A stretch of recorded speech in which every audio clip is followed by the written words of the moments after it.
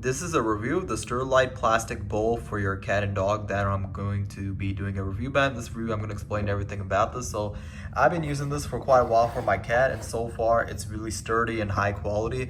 It does say that it comes in a 6-pack, but you only get one. So that is something to keep in mind if anyone is wanting to buy themselves this exact thing. It comes only in ones. It does not come in a 6-pack, but other than that, I would definitely recommend this. It's really a sturdy, it's good to have for, to put like cat food right over here, and then you could put like milk or water onto the side right over here, and you can see on the backing of it as well too. It's really high quality, and you can see where it says Sterilite as well too.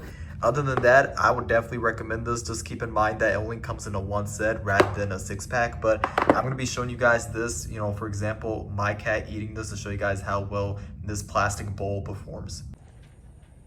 Okay, so this is the finished results of the plastic bowl that you can see here. And so far my cat, you can see it's performing very well, and my cat absolutely loves it.